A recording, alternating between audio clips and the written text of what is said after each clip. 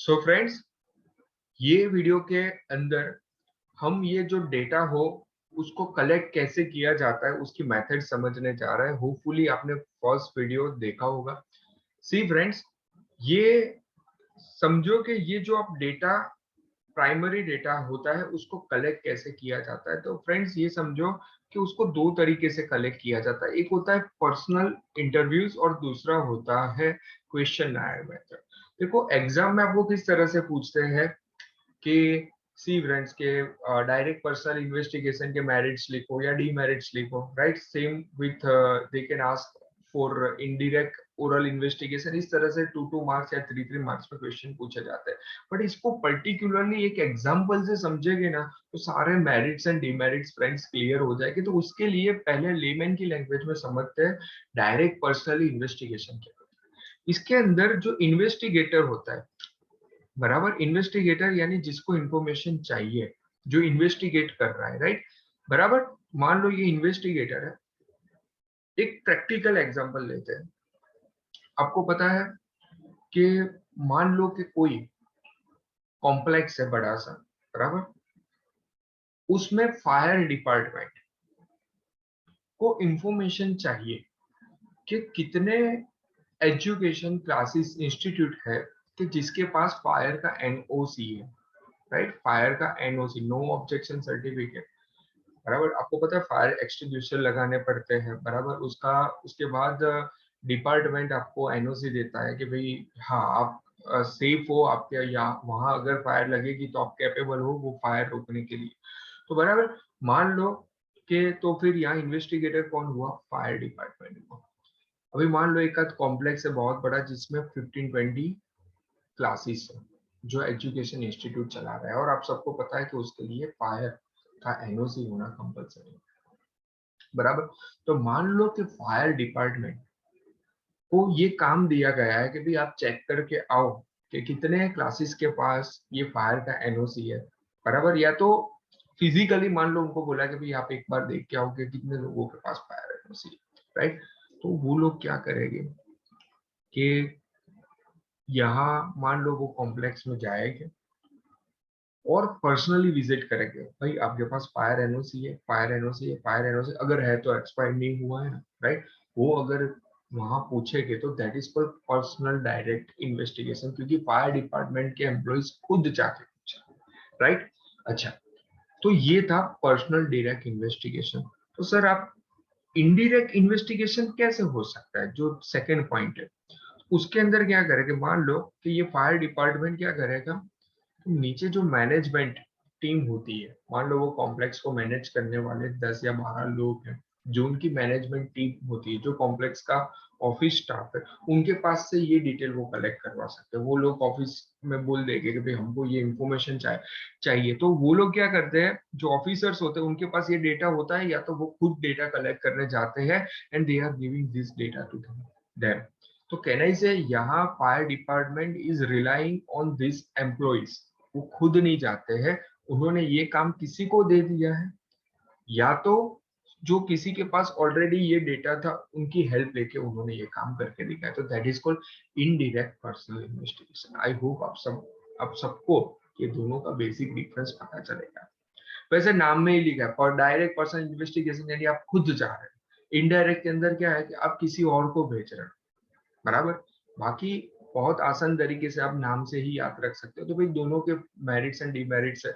Obviously आप personally जाओगे तो टाइम ज्यादा लगेगा, कॉस्ट ज्यादा लगेगा, बराबर। जब वाइड कवरेज होता है तब ये काम मुश्किल हो जाता है, राइट।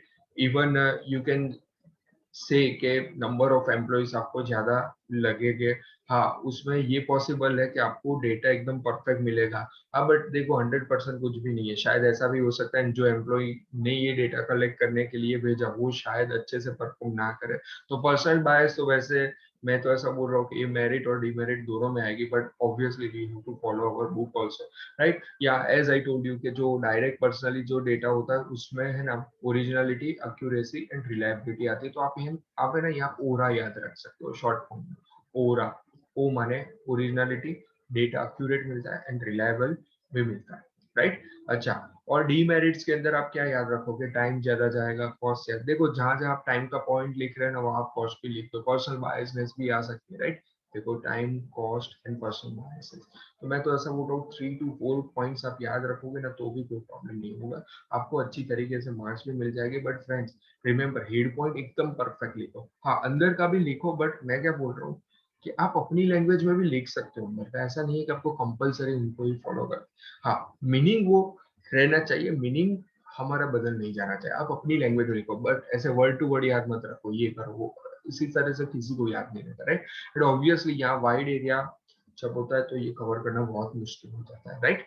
जब वाइड एरिया हो ना तो सबसे ज्यादा सुटेबल मेथड है इनडायरेक्ट रहती है, जो हम ये पॉइंट में पढ़ने जा रहे हैं। जैसे इनडायरेक्ट का मैंने एग्जांपल दिया ना कि भाई फायर एम्प्लॉइज क्या, फायर डिपार्टमेंट क्या करेगा कि भाई जो मैनेजमेंट टीम है उन पे रिलाई करेगा और उनसे डेटा कलेक्ट करेगा, राइट। ठीक है, तो भाई ऑब्वियसली ये कहाँ कहाँ यूजफुल होगी, जब वाइड कवरेज। देखो उसके जो डीमेरिट्स है ना, ऑलमोस्ट इसके मेरिट्स बन जाएंगे। देखो यहाँ टाइम कम जाएगा, कॉस्ट कम जाएगी, राइट। और वहाँ पर्सनल बायसनेस थी तो शायद यहाँ ना हो, बट मैंने बोला बायसनेस का पॉइंट ऑलवेज कॉम्प्लिकेटेड ही, राइट। और it is very simple method यार, सिंपल ही जाओ, बोल के आओ, आपका काम हो जाएगा, राइट। बट डीमेरिट क्या है, अक्यूरेसी नहीं है, रिलायबिलिटी नहीं है। देखो एक चीज तो आपको जान के हैरानी होगी, देखो यहाँ ऊपर लिखा है फ्री फ्रॉम बायस और यहाँ लिखा है बायस, अभी इंसान क्या करे, इसीलिए मैंने क्या बताया था, बायसनेस का जो पॉइंट है ना वो ऑलवेज कॉम्प्लिकेटेड है, राइट। अच्छा, आप यहाँ लेस एक्यूरेट के साथ साथ लिख सकते हो लेस रिलायबल भी है, बराबर, ओरिजिनल डेटा नहीं मिलता है, राइट। और ऑब्वियसली ये पॉइंट तो मैं नहीं कर पाऊंगा, difference between direct and indirect, क्योंकि उसके मेरिट्स डिमेरिट्स को भी याद रखोगे तो भी वो इनडायरेक्टली क्या बन जाएंगे, उसके डिफरेंस ही बन जाएंगे। तो उसमें आप टाइम ज्यादा वेस्ट मत करो, वो आप खुद भी फ्रेम कर सकते हो, जैसे कि यहाँ टाइम ज्यादा जाएगा, यहाँ टाइम कम जाएगा, कॉस्ट ज्यादा जाएगी, कॉस्ट कम जाएगी, ओरिजिनल डेटा मिलेगा, ओरिजिनल नहीं मिलेगा, रिलायबिलिटी ज्यादा होगी, रिलायबिलिटी कम होगी, पर्सनल बायसेस ज्यादा होगी, पर्सनल बायसेस कम होगी, सॉरी पर्सनल बायसेस वहाँ कम होगी, यहाँ ज्यादा होगी।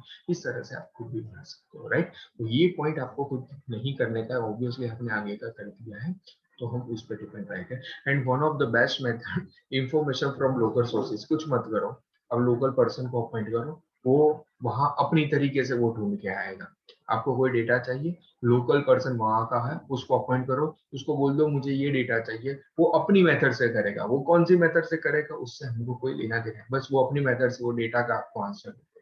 कहने से इसमें कॉस्ट कम जाएगा, टाइम कम जाएगा, राइट। हाँ, एक्यूरेसी कम आएगी वो भी शायद, हाँ, बट कवरेज अगर वाइड होगी तो आपको ज्यादा यूजफुल है। जैसे इकोनॉमिकल का मीनिंग ही क्या है, कॉस्ट कम आएगी, I hope you are getting me. Cost कम आएगी तो कहने से टाइम भी कम जाएगा, राइट, बराबर। और कवरेज वाइड होगी तब भी ये यूजफुल आपको रहने वाली है। As I told you, originality, reliability, accuracy का यहाँ प्रॉब्लम है, तो यहाँ ऑब्वियसली यू विल फील कि जो डेटा आपने जल्दी में कोई भी डेटा मिलता है तो उसमें एक्यूरेसी कम होती है, तो यहाँ भी आप ये पॉइंट लिख सकते हैं। तो फ्रेंड्स, यहाँ हमने part A of this question हमने कवर कर दिया है। नेक्स्ट वीडियो के अंदर हम पार्ट बी क्वेश्चन आयर को कवर करेंगे। Thank you friends.